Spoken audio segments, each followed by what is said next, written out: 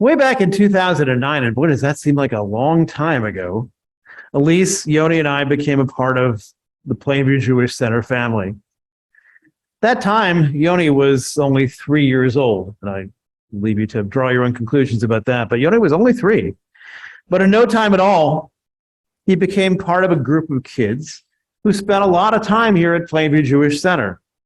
They played Red Rover in the lobby after family-friendly services.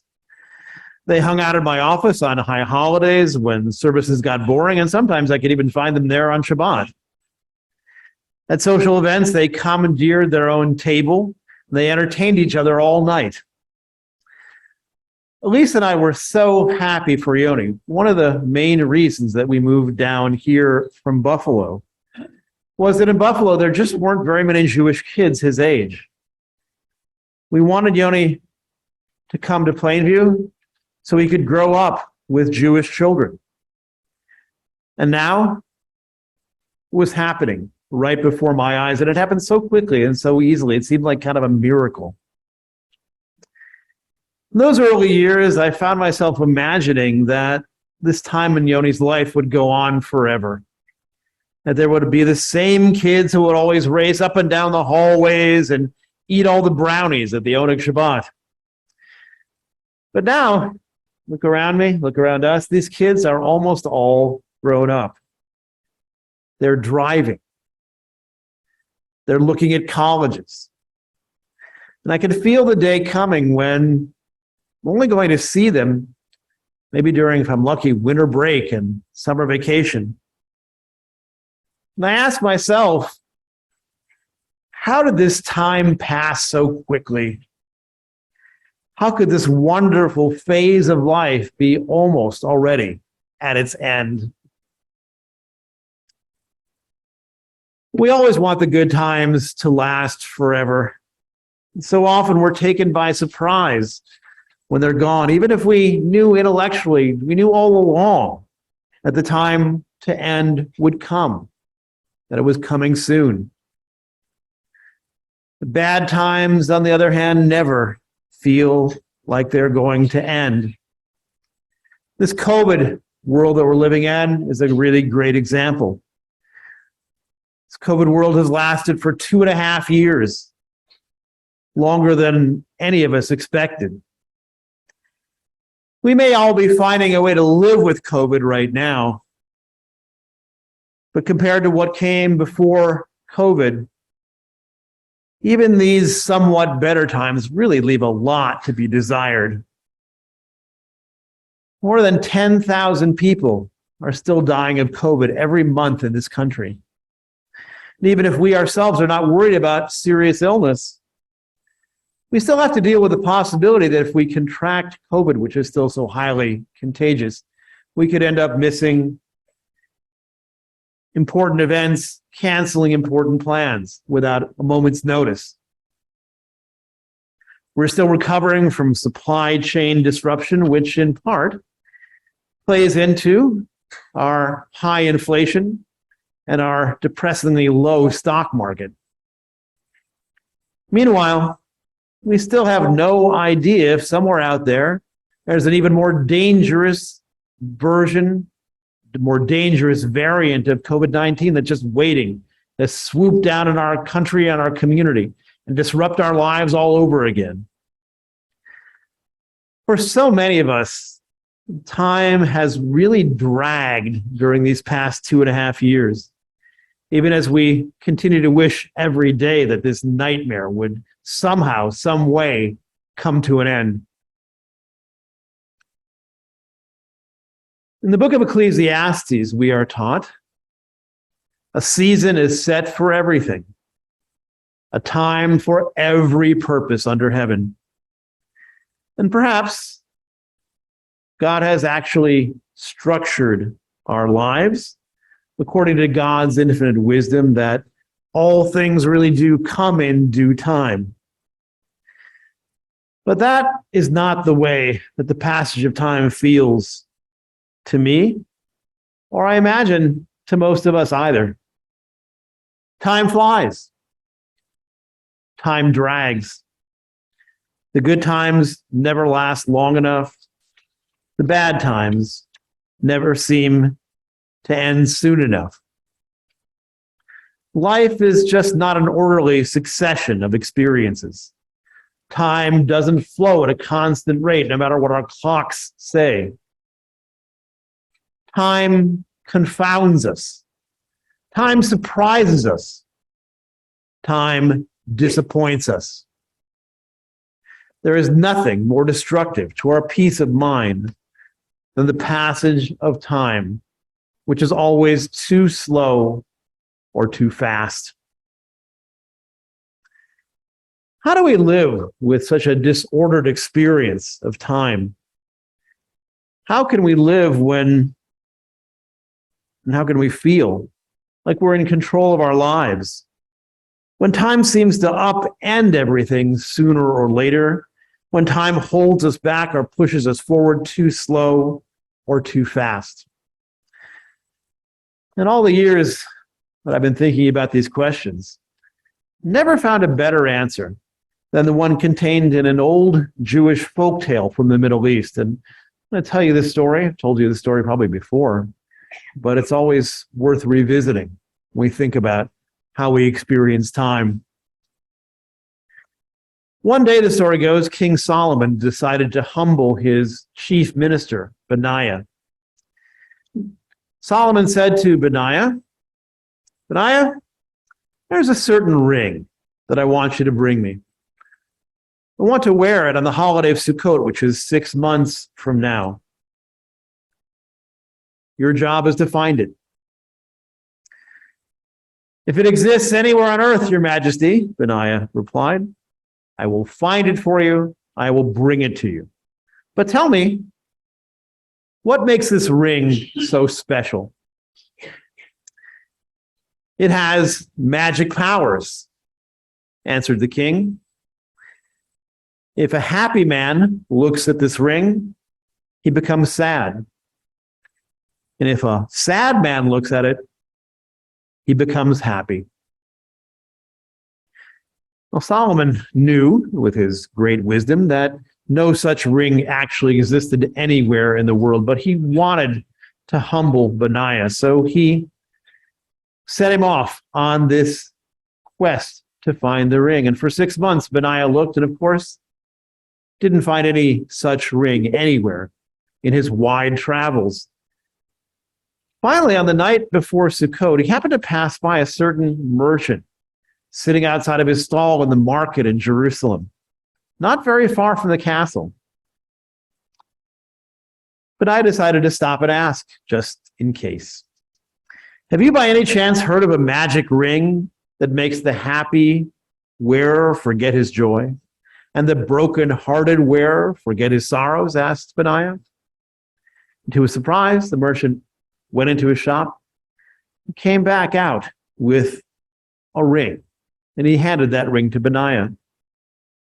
Benaiah looked at the ring, and he saw that there were words engraved on the ring. On this gold ring were engraved the words, no, sorry, not doing that yet, sorry. When he read the words engraved on the ring, his face broke out in a wide smile. Well, my friend, Solomon said to Benaiah the next night, have you found what I sent you after? And to everyone's surprise, most of all Solomon's, Benaiah held up a small gold ring. Here it is, Your Majesty. As soon as Solomon read the inscription, the smile vanished from his face because the words inscribed on the ring in Hebrew were as follows. Gam ze ya'avor. 3 simple words. This too shall pass. At that moment, Solomon realized that all his wisdom and all his fabulous wealth and all his tremendous power were but fleeting things. Solomon had set out to humble Benaiah, but Benaiah had humbled him instead. Gam ze ya'avor. This too shall pass. It's more than just an old Jewish proverb. This teaching can provide us with so much help in dealing with the disruptions of time. But at the risk of claiming to be wiser than Solomon, I think the king fails to grasp the full significance of Gam Zeh Ya'avor, this too shall pass. At the end of the story, Solomon is struggling with the same experience that I am struggling with when it comes to the end of Yoni's childhood. Neither of us ever imagined, in spite of being reasonably intelligent people, that the good things we've been enjoying for so long would ever come to an end. We just didn't want to deal with that possibility. When the realization that this idyllic time will, in fact, one day end finally hits, we struggle with feelings of sadness and loss. But that struggle, though it is natural, appropriate, shouldn't be the end of the story.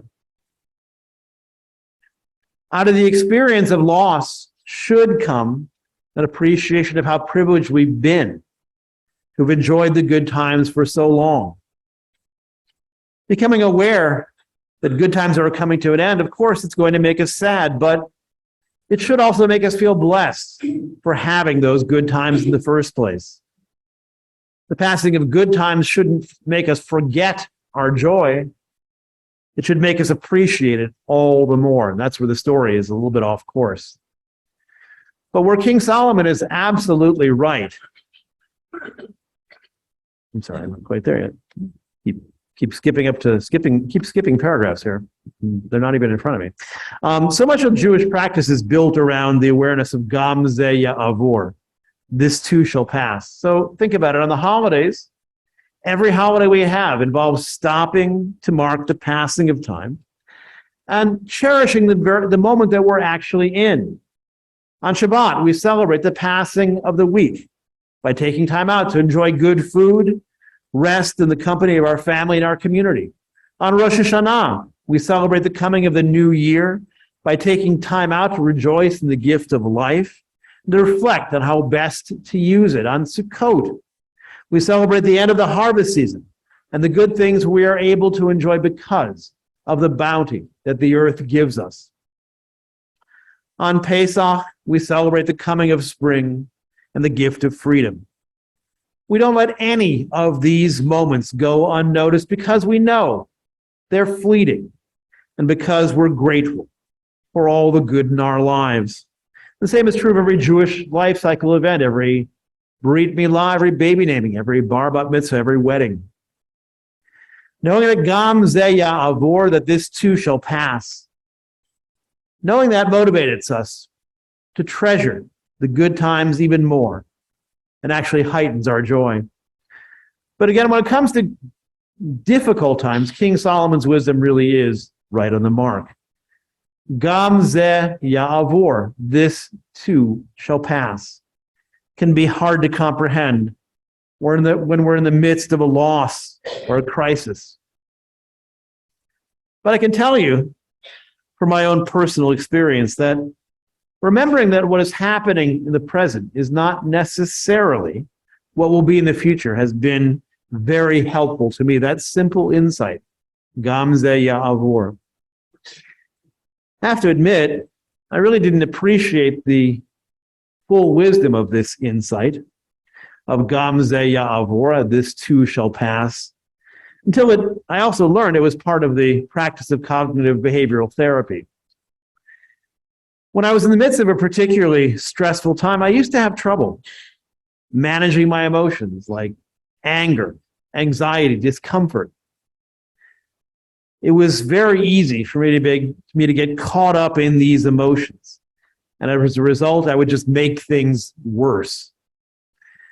I learned that it was really helpful to remind myself that these bad feelings and the bad experiences that evoke these bad feelings, they are all temporary. No matter how bad things feel in the moment, no matter how desperate things feel in the moment, they are all temporary. And once I took this wisdom to heart, I found I was able to be much more resilient. I still had the same feelings, the stress, the anxiety. Those things were still there. But now I found I was much more able to put them to the side and ride out the crisis. I would stop feeling these emotions at the end of the crisis, and I would be really glad that I was able to put them on the side and not act on them in the heat of the moment.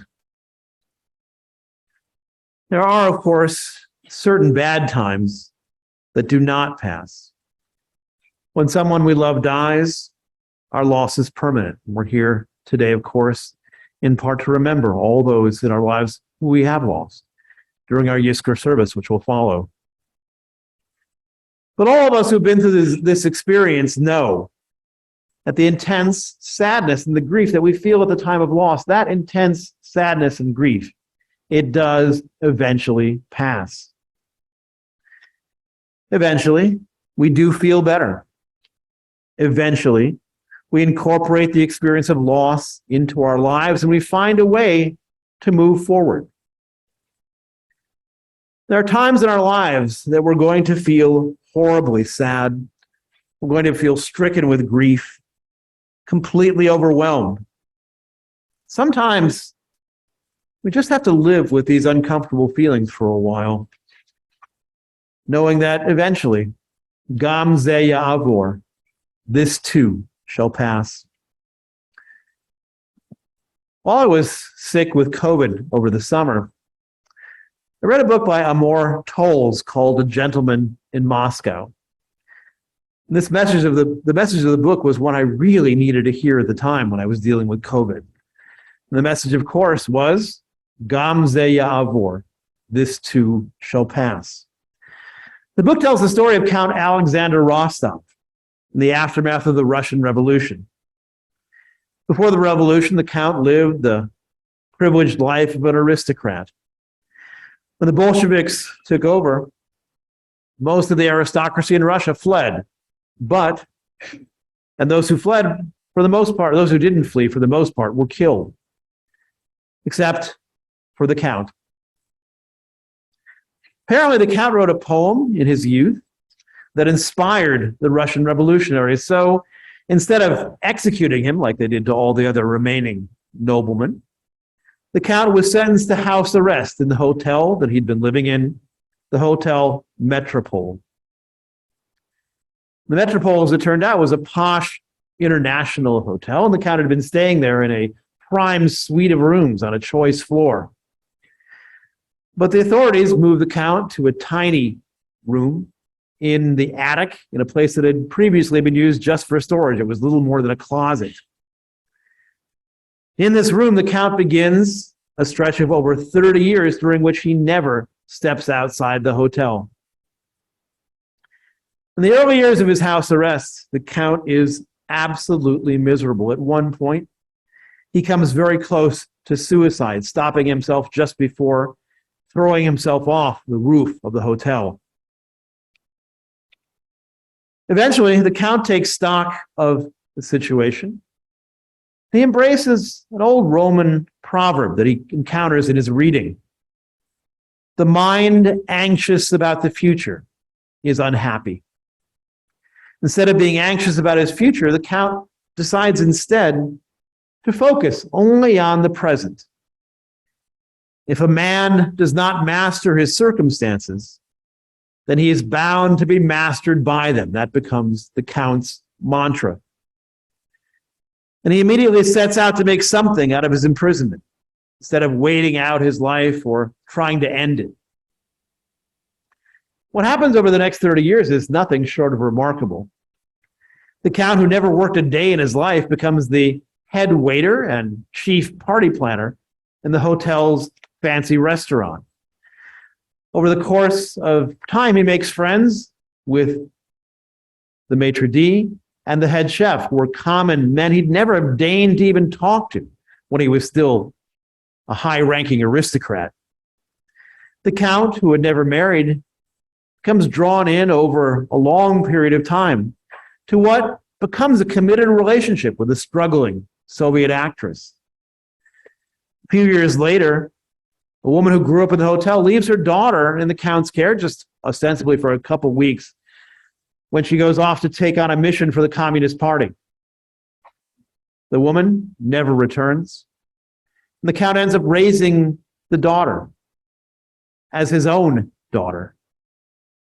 He becomes a father in spite of his plans to do otherwise. In all these ways and so many others, the Count's life opens up and becomes richer and fuller than it ever probably would have been had there not been a revolution.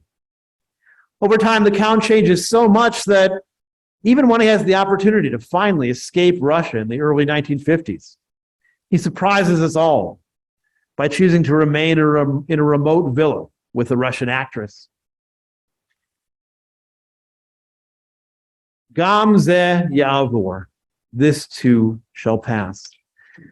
Knowing that everything is temporary frees the Count from worrying unnecessarily about the future, and specifically about things that he can't control, like securing his own freedom. This knowledge also frees him from dwelling on the past. He accepts the reality that everything changes.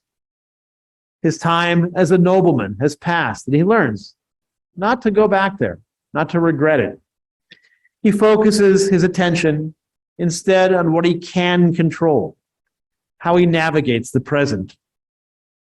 The Count becomes a master of living in the moment, knowing that that moment could pass at any time.